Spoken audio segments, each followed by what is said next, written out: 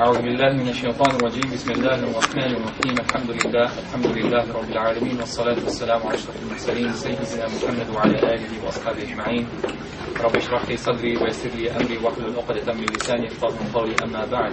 Firstly, we thank and praise Allah subhanahu wa ta'ala for gathering us here today, and we ask Allah subhanahu wa ta'ala to bless this gathering. We send our peace and blessings upon our beloved Prophet Muhammad sallallahu alayhi wa sallam. I've just decided to change my topic. That was a last second change based on what Brother Ramzi mentioned about respectful relationships. I was going to talk about getting the best out of yourselves, and that was advertised, so that's not false advertising.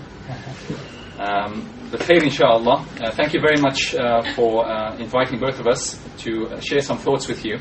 And as this is a forum, and that's why I decided to also, one of the reasons why I decided to change my topic, it's not conventional to do that. But given that this is a nice informal gathering and an open forum, I'll do that inshallah. Obviously with your indulgence. You allow me to do that? Because I can do likewise. I can stick to the topic inshallah, of getting the best out of yourselves.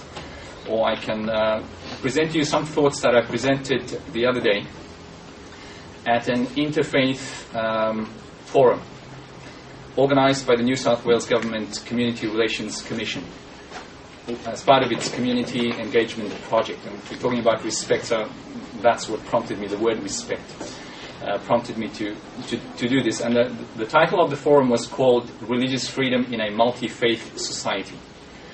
Now I know primarily this forum might be about talking about respect within the Muslim community, so we're talking about intra-faith respect, but I think we can also extend that out to others outside of our faith community. And these were the issues that I basically just highlighted at that forum. We gave a 10-minute presentation, and then it was a Q&A panel.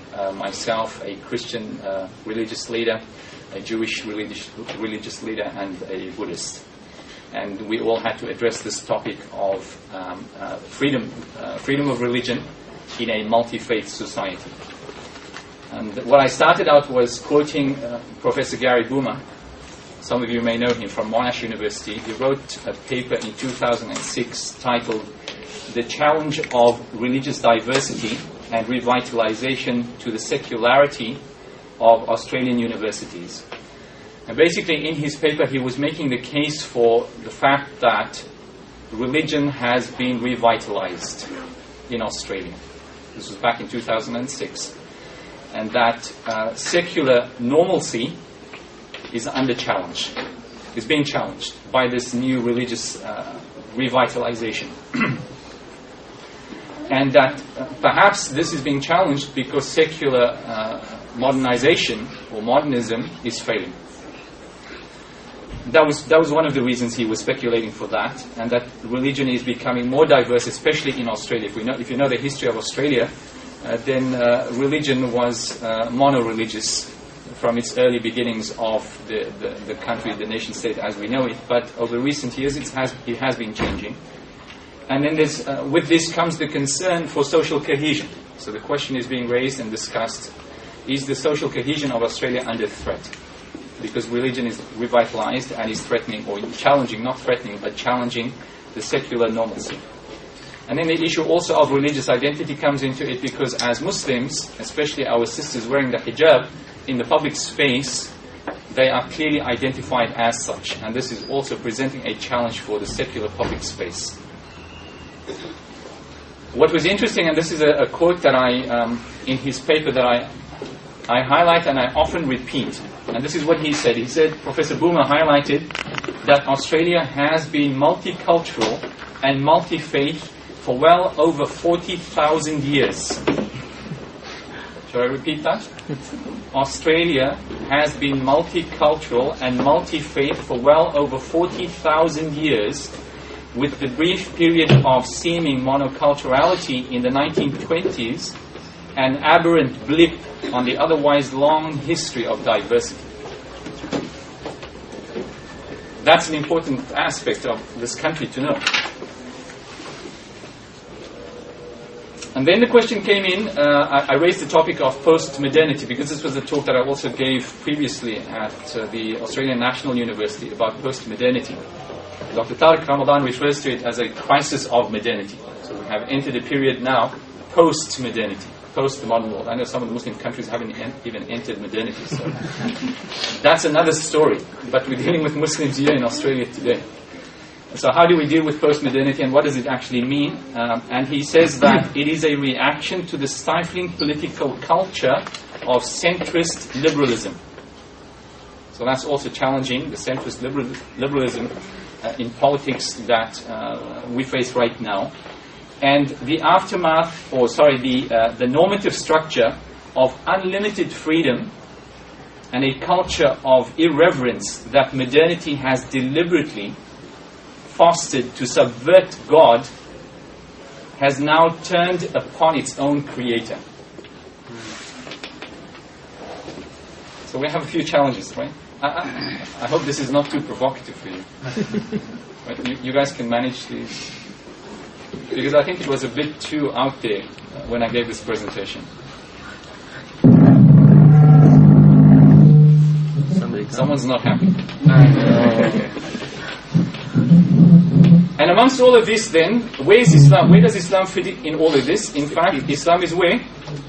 Islam is center stage. In all of this, Islam is center stage. And to me, I see this as an opportunity, golden opportunity for us. But we are not grasping it, grabbing hold of it with both our hands. This opportunity with Islam and the Muslim community under the spotlight.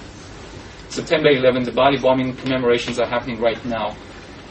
Dr. Muqtada Khan from Delaware University in the US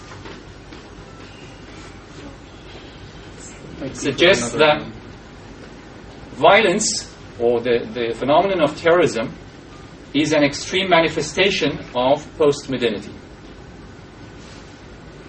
That challenging of secular normalcy, resisting that centrist liberalism. If you take it to its nth degree, then you get terrorist violence. And then the question about reason versus God, because that's also another thing, conflict. Reason versus God. Islam was from the beginning, so this is Dr. Khan, he says, Islam was from the very beginning comfortable with reason, recognizing its immense potential and necessity, but also remaining acutely aware of its limitation. And then the issue of free speech and vilification comes in, because that's really current. This whole debate of free speech and vilification with regard to the film, insulting the Prophet ﷺ. And the secular normalcy right now, where you have almost unlimited right to free speech, as long as you don't defame the rich and powerful. But if your target is the poor and the weak, no problem. Most of the time you'll get away with it. And then the question is, should religion be added to that? And I know Victoria has religion included in its vilification law. Correct me if I'm wrong. I think that two jurisdictions in Australia at the moment, Victoria and I can't remember the other. It's WA, wasn't it? WA? Not yet. Oh, so I know Muslim communities around the country are raising this issue. Should religion now, especially with the film and the aftermath and the protests, and I come from Sydney, so we were living the protest violence for the last 2 weeks. Should religion be included in that? And should the Muslim community be at the forefront of that push to have religion included? But is it a double-edged sword? And I will raise the two main concerns about it. I'm still not convinced either way, whether it should be included or not. For example, in the ACT, with their Human Rights Act 2004, their Bill of Rights, they have freedom of expression, Section 16, as well as freedom of religion, Section 14. So most jurisdictions in Australia will have the two freedoms in their constitutions.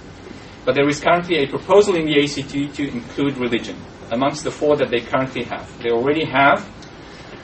They have currently race, sexuality, gender, HIV or AIDS status. So those are the four categories that it's against the law to vilify those 4 categories of people. So the ACT proposal, ACT government is going to introduce into Parliament a proposal to include religion.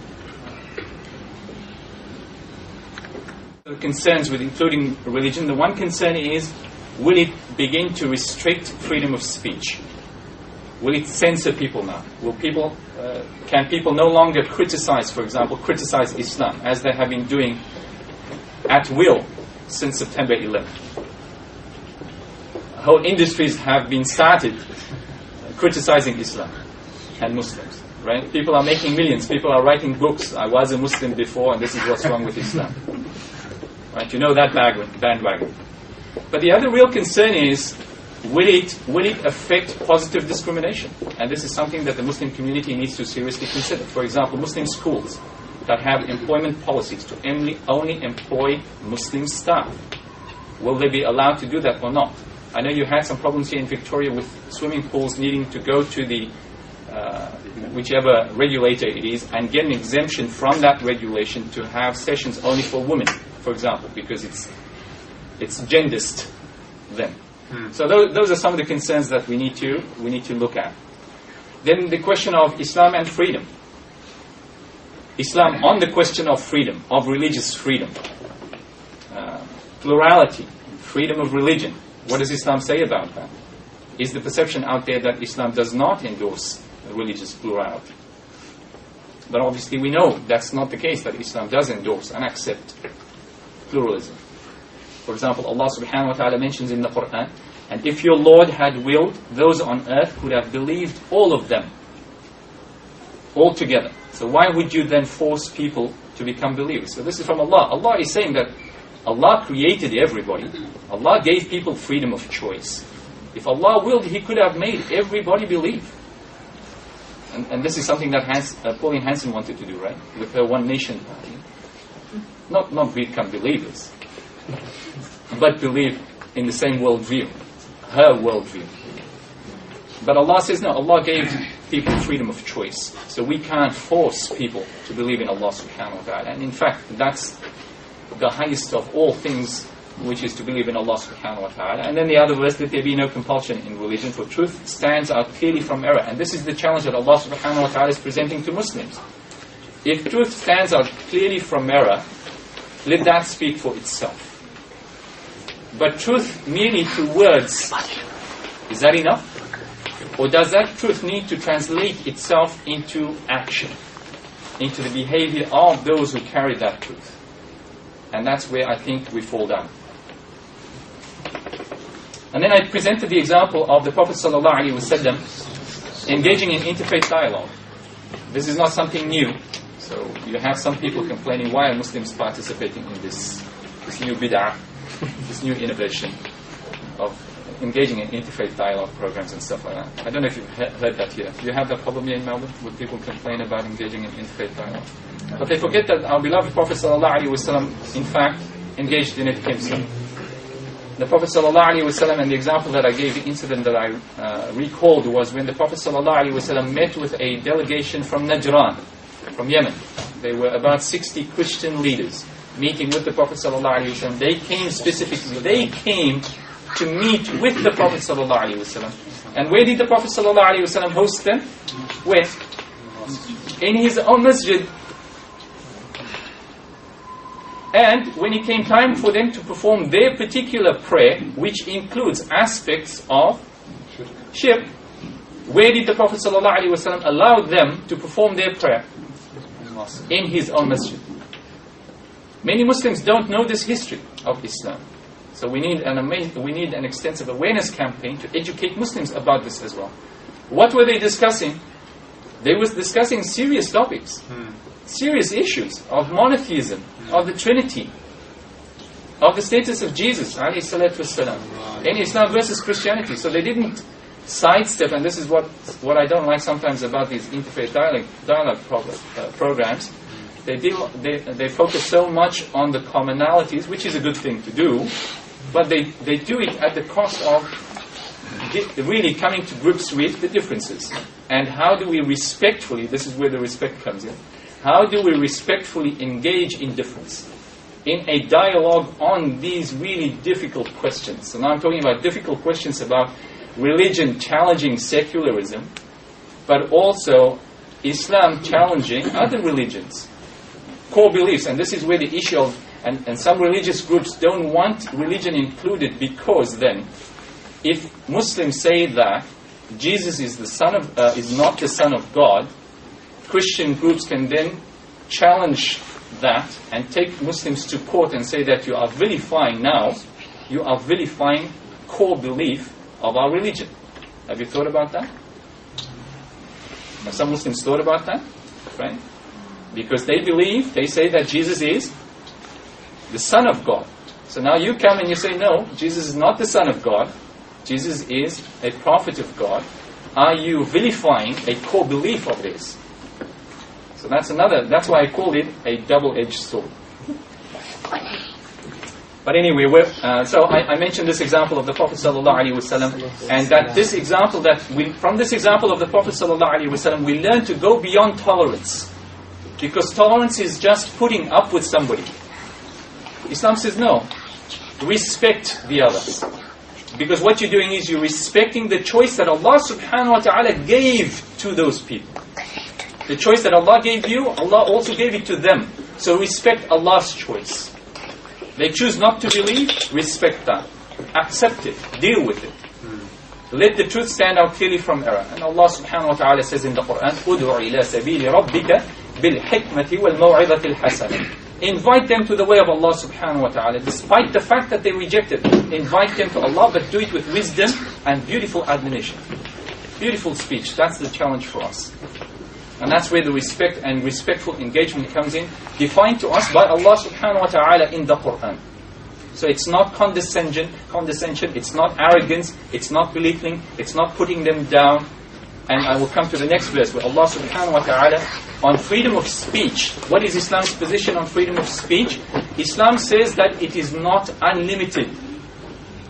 It has obligations and responsibilities attached to it. That every freedom comes with an obligation. Every right comes with an associate obligation. And in Islam, Allah subhanahu wa ta'ala makes this an accountable obligation. That we will be held accountable for every word that we utter. Every word, everything that we say will be recorded and we will be accounted for it.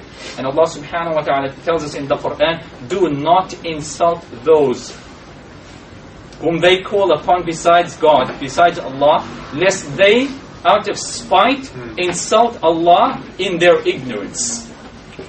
To that extent, Allah is now giving us the guidelines of how we deal with this dialogue. And how do we maintain that respect? As long as we don't insult the other. And in the hadith of the Prophet sallallahu alaihi wasallam, "Man kana yu'minu billahi wal yawmil akhir falyaqul khayran aw liyasmut." Whoever believes in Allah and the last day should speak good or remain silent. So there is a righteous imperative in speech itself that Islam sanctions. And then finally, the contemporary challenges that we have, that I listed, separating religion from socio-political matters, the separation of religion and state. Islam didn't have that problem. Islam doesn't have that problem. Islam is not apolitical. There is a place for politics in Islam. So how do we deal with that in a secular environment where that has taken place? What about the private versus public space? Especially when that public space is under the authority of a secular normal framework. And that's why we have these challenges today. Because Islam says, no, there is no separation between private and public. It's all under the same domain. And then what about the majority versus the minority? Does the majority have the authority even over minority? Or can a minority dictate over the majority? And then the other question is, and this is what non-Muslims are scared about, secular versus religious authority. Running Muslim states, so we have the challenges now in Egypt, for example. Is there going to be an introduction of a religious authority? And how is that going to pan out? Can we show that working? Yeah. Can we demonstrate to the West that yes, it can work? There's no need to be scared about it. And then the issue of defamation, as I mentioned before, defamation versus constructive critique, interfaith dialogue, talking about the differences in our beliefs. Is it defamation or is it just critique? So freedom to promote or freedom to undermine social cohesion, as happened with Alan Jones, where they take freedom of speech to its nth degree without restrictions, without limits. And then the last issue that I'm still currently investigating is the issue of blasphemy and apostasy. What is Islam's position? What are the legal positions on that?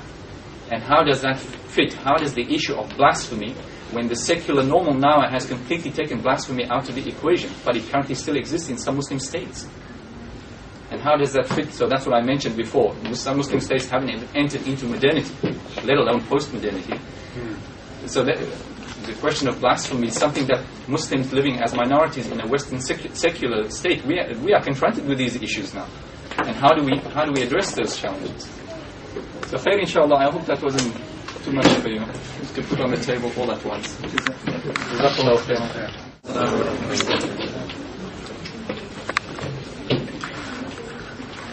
Alhamdulillah wa salatu wa salamu ala Rasulillah sallallahu alayhi wa ala alihi wa sahbihi wa sallim wa ba'd.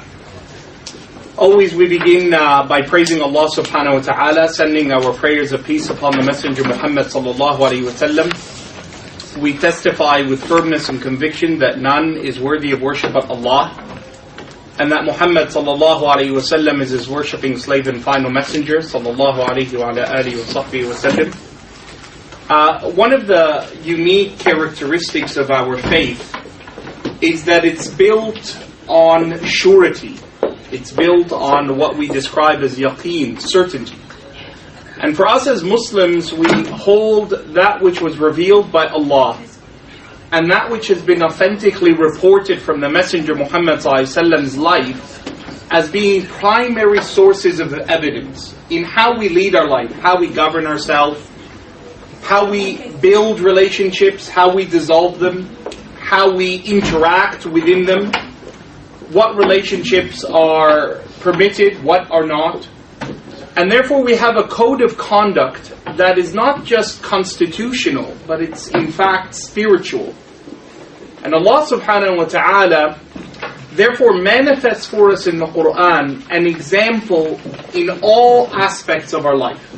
And Allah puts a challenge to humanity by saying, وَلَقَدْ صَرَّفْنَا لِلنَّاسِ فِي هَذَا الْقُرْآنِ مِنْ كُلِّ مَثَلٍ. We have given to humanity a parable, a similitude, an example that they can use in every aspect of their life.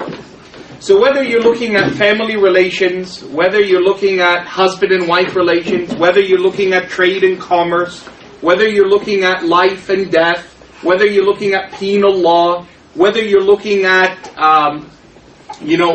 father relating to children, all spheres and isms have been touched upon by the word of Allah subhanahu wa ta'ala. And one of the unique features of the Quran, which is not found in any of the other previous revelations, is that it is inclusive of humanity in all of their racial, linguistic, cultural, environmental, geographic confines.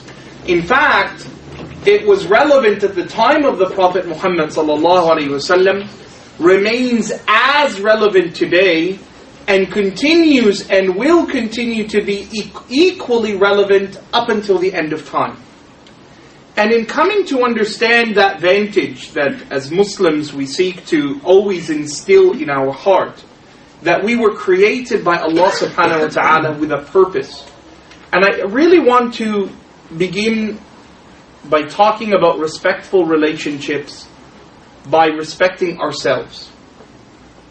It's easy when we say, you have to be nice to other people.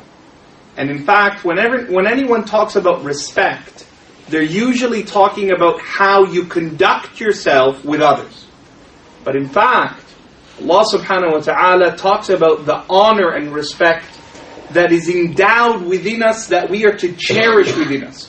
So Allah reminds us and says, وَلَقَدْ كَرَّمْنَا بَنِي آدَمَ. We have honored you as a human being, as a creation of Allah. In another place, Allah subhanahu wa ta'ala says, فِي أَحْسَنِ تَقْوِيمٍ. We have created you, O mankind, in the best of creation. So you find that you as a human being are three parts. You are jasad, you are a body, and you are aql, intellect and reason and rationale, and you are nafs, ruh, soul. These three things make up what we call insan. Anta insan, wa ana insan. And the word insan in Arabic, as Allah utilizes it in the Quran, is one who is oft forgetting his place with Allah. Allah subhanahu wa ta'ala describes Adam, who is the first insan. عَهِدْنَا إِلَىٰ آدَمَ مِنْ قَبْلُ فَنَسِي. We gave Adam a covenant in the early days of his life, when he was in Jannah. فَنَسِي, he forgot. And from that day on, the angels would refer to Adam and his progeny as insan, the one who forgets the covenant with Allah. How do we forget it? Why? Because you're these three things, which is what differentiates us from others. This table, and Dr. Matthews, he's a scientist, he's a pharmacist. He will educate us on these matters. This table is made of the same elements that I'm made of. This water that I'm drinking. You are 70% H2O. That's you. You're carbon, you're sulfur, you're silica, you're all these things. And Allah tells you, مِنْهَا خَلَقْنَاكُمْ. From the earth you were created.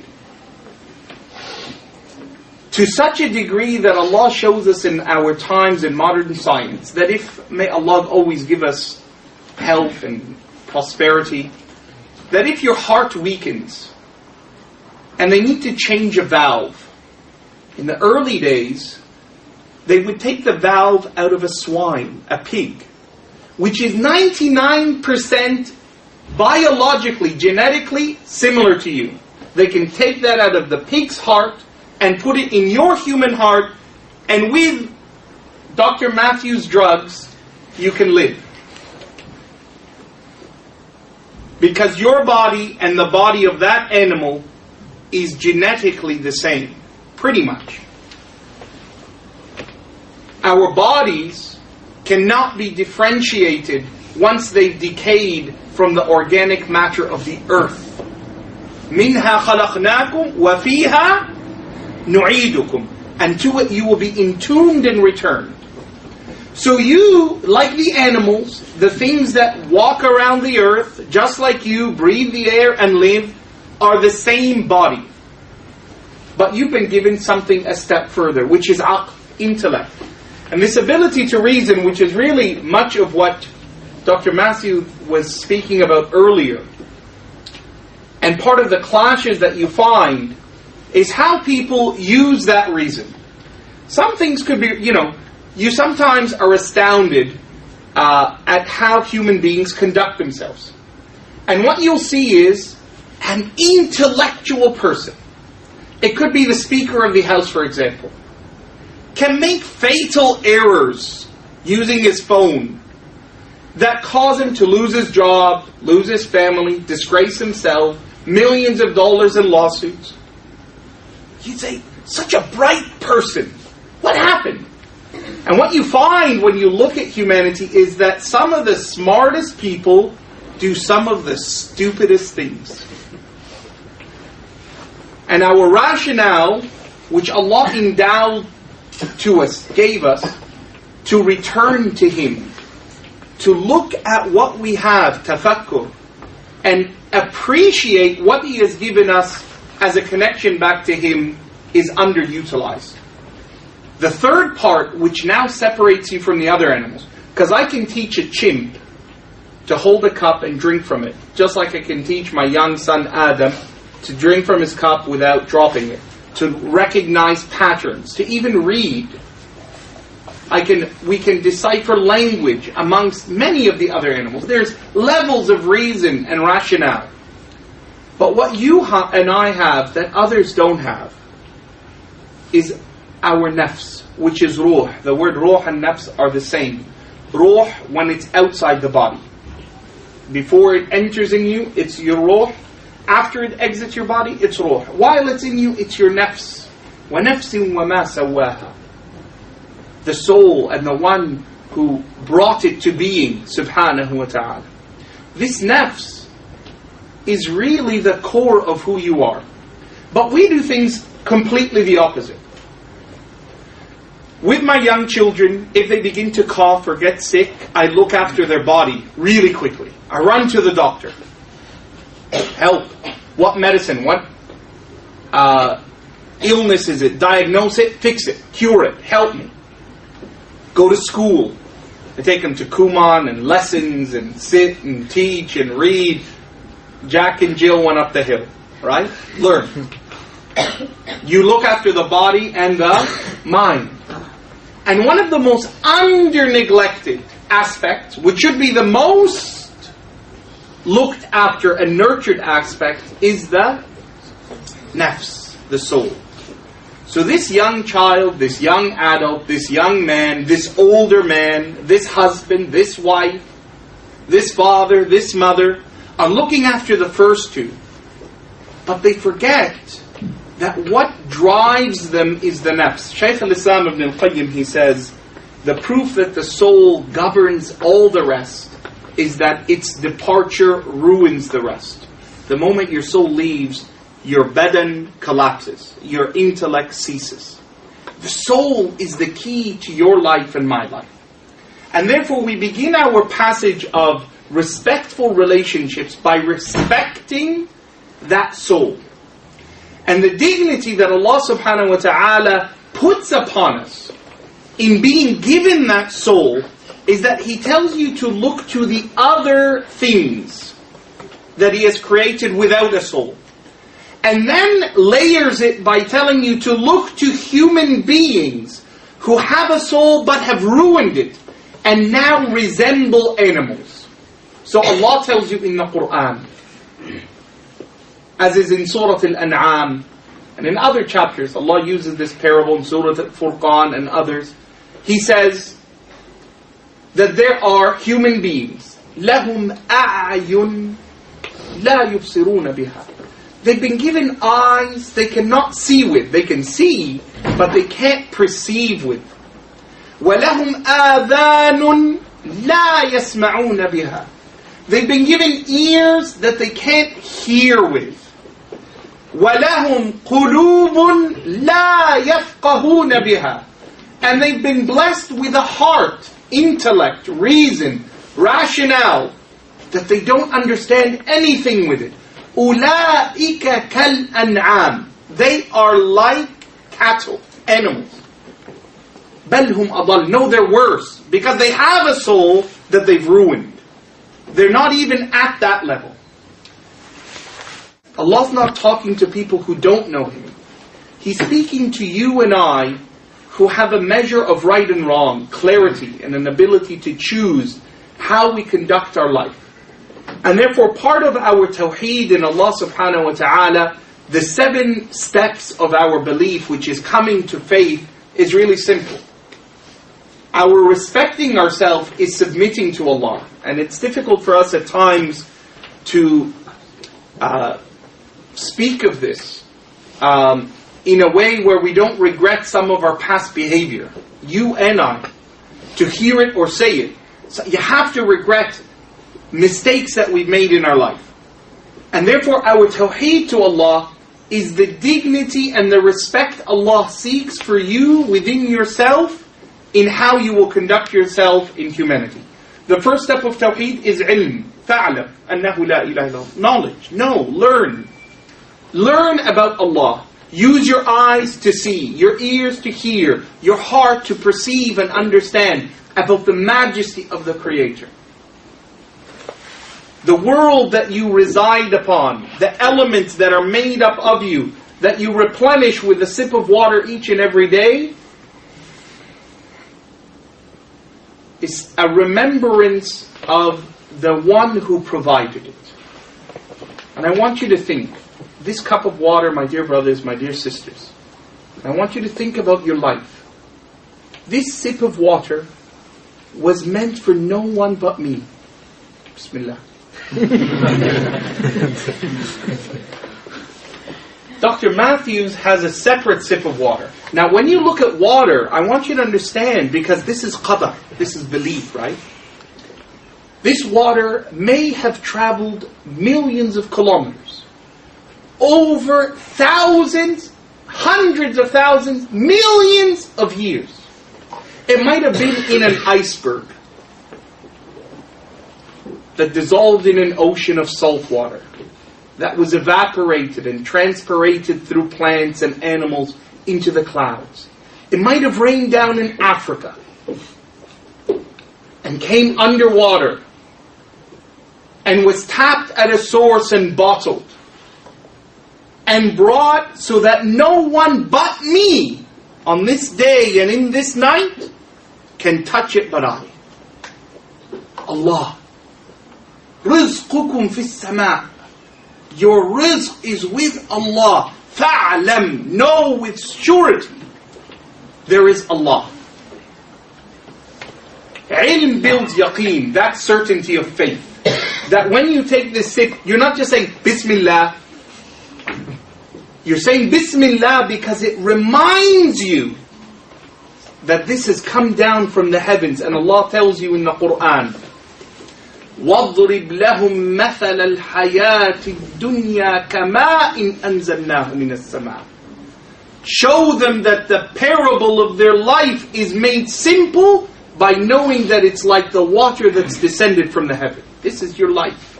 This sip of water. No one else. Just you. It's yours. Written for you. Ilm that leads to yaqeen, certainty. We're talking about self-respect before Allah. That yaqeen must produce within you a desire to accept Allah. You begin to accept. It's called inqiyad and it's qabul. You accept Allah.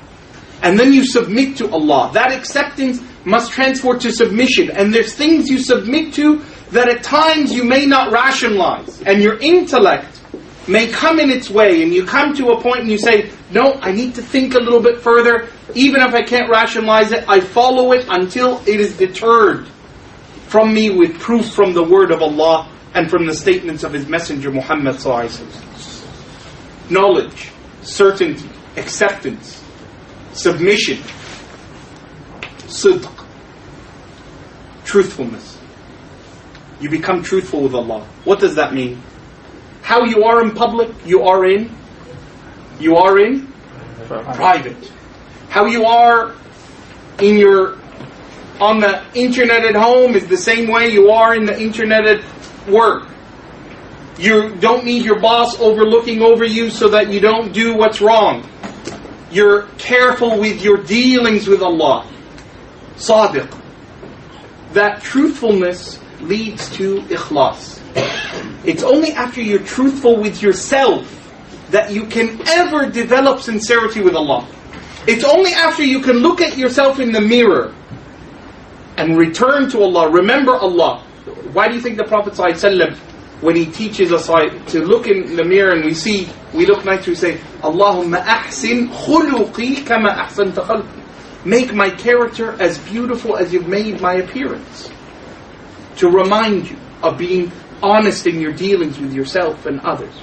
Truthfulness with yourself and others leads to sincerity. You become sincere with Allah. That sincerity leads you to love.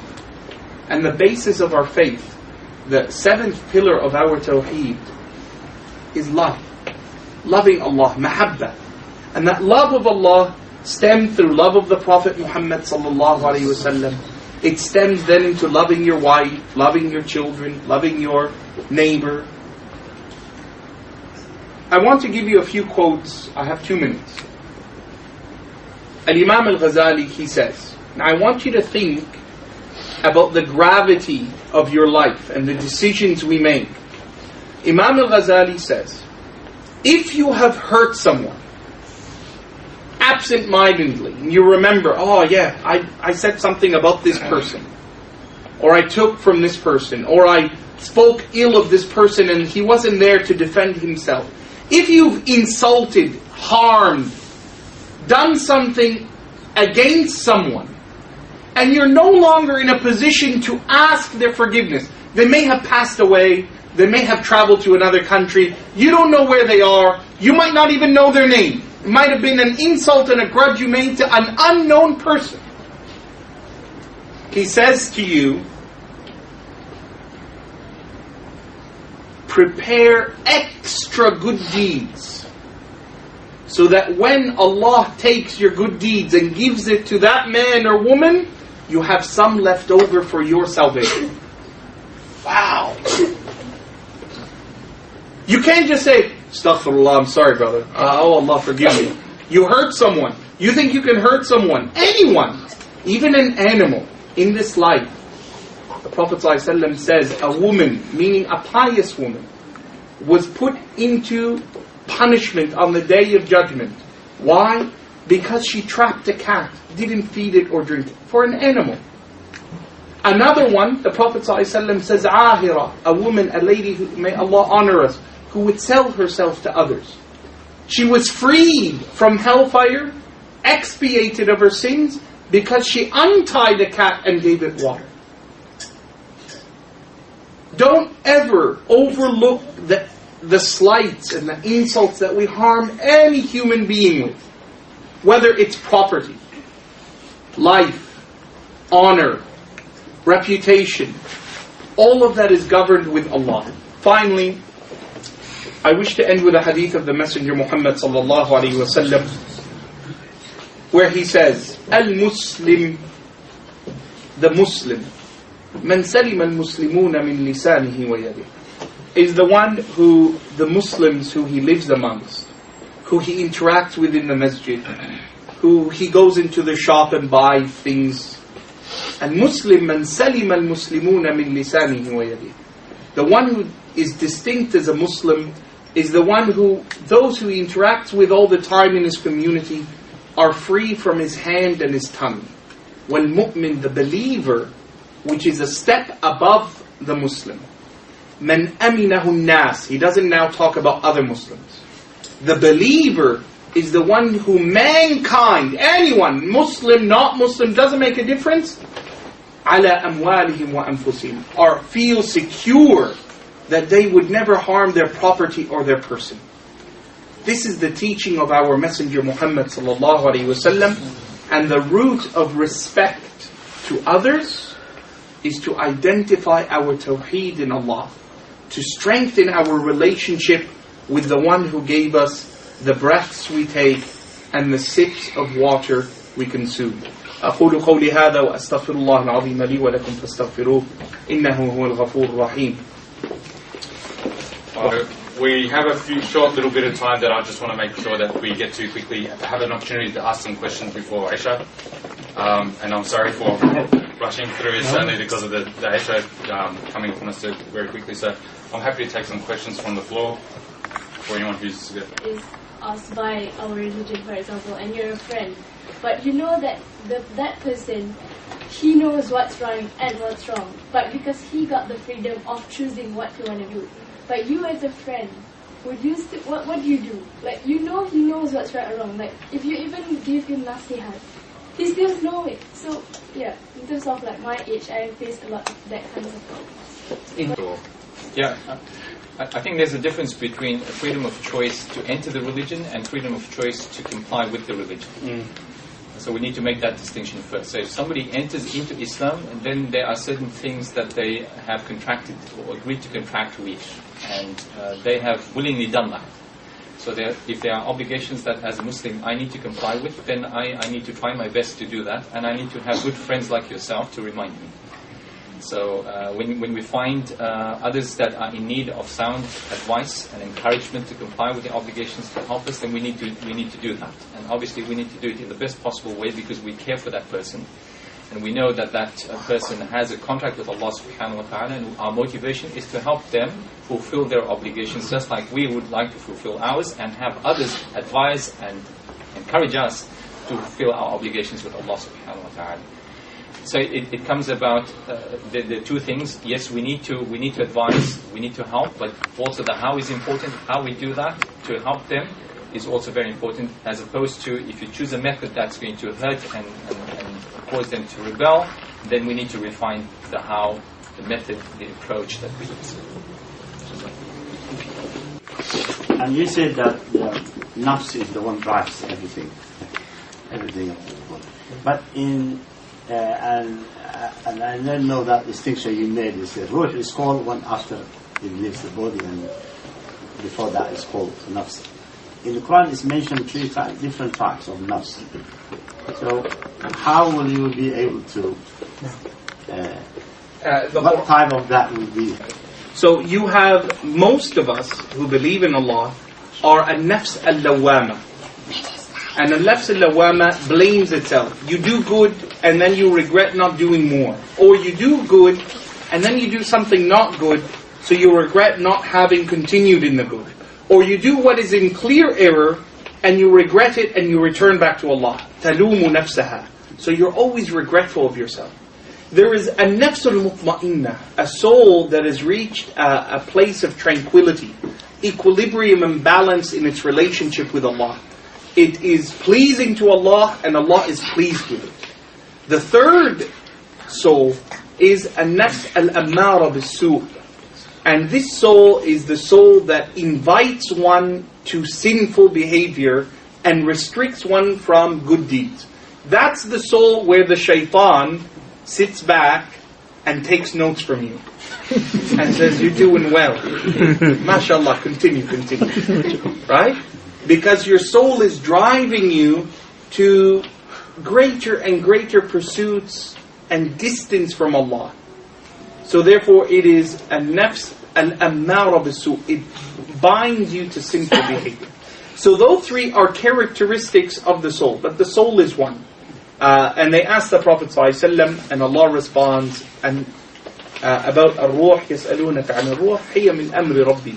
It is from the nature and from the creation of Allah. وَمَا أُوتِيتُم مِّنَ الْعِلْمِ إِلَّا قَلِيلٌ. Even if it was explained, you would not be able to fathom.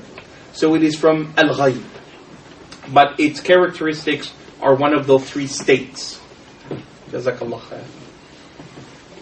Yes, sister. Yeah. I have a question for Dr. Matthew. Yes. You did mention about respectful engagement, right? So as a role of a student, where you might be the minority or the only one Muslim in the class, how could we tackle, how could we play a role to invite our friends, without being aggressive or something? Yeah, how to engage in respectful dawah, yeah. Okay. All of us, we have an obligation to invite those around us to Islam. Now, the way we choose to do that varies from time and place and the situation we find ourselves in. And normally, the easiest and best way to invite people to Islam without even having to speak to them is through our behavior and the way we interact and demonstrate Islam. And that's something I mentioned before. If truth stands out clearly from error, as Allah subhanahu wa ta'ala mentions in the Quran, then we need to manifest that truth in the way that we behave and interact with them. So sometimes you do da'wah without a formal invitation to Islam. So that's a starting point, and I think that is easy for most people to work on, most Muslims to work on, and in fact we should all be working on it constantly, improving our behavior, finding our character in line with the character taught to us by the Prophet ﷺ, complying with the ethics and principles that Islam requires of us, and that's sometimes it's difficult.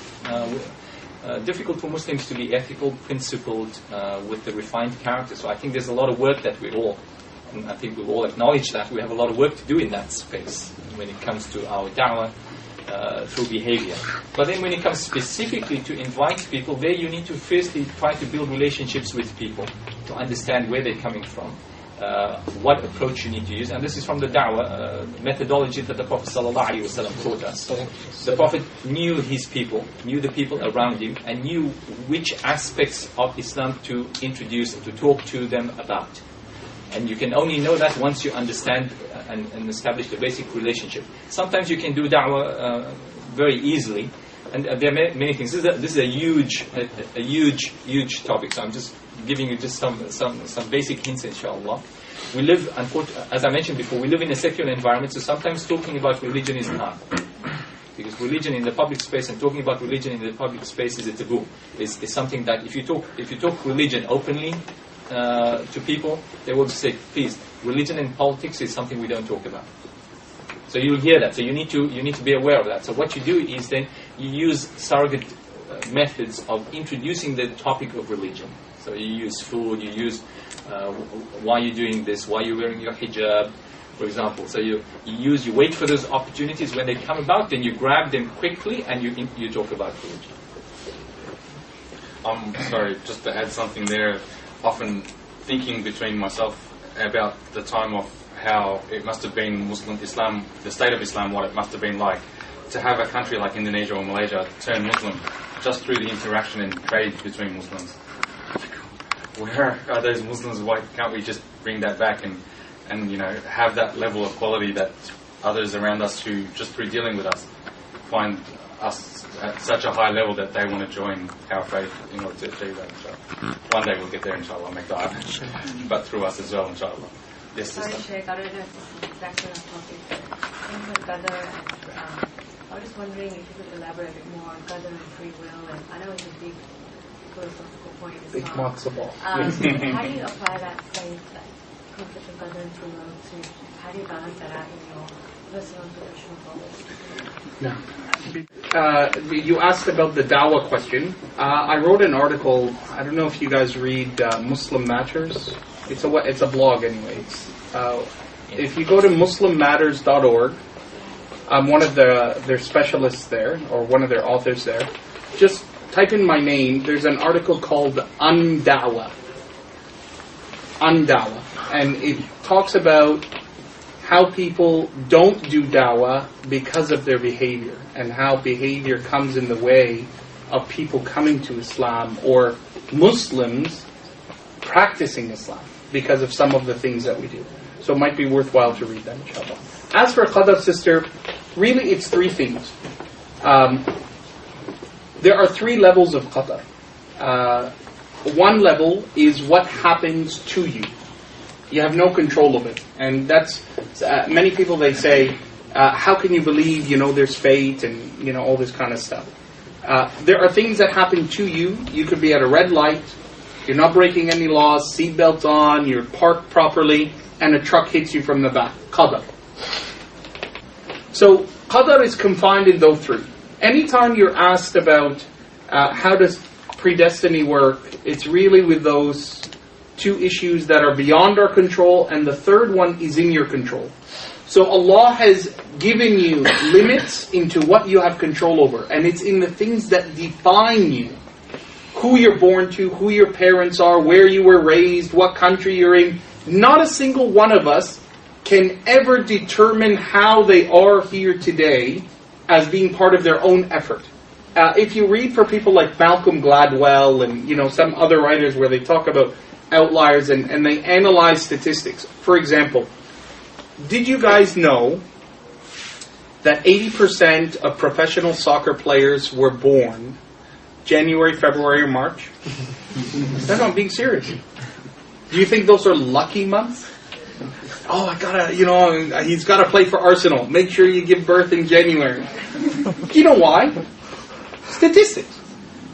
The cutoff for junior soccer leagues is December in the northern hemisphere.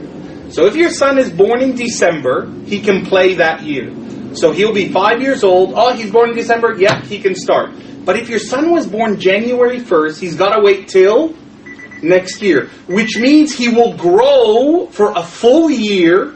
And when he comes to play, he's going to be bigger, taller, quicker, smarter than the one who was born in December. Right? Statistic. Why do Chinese people...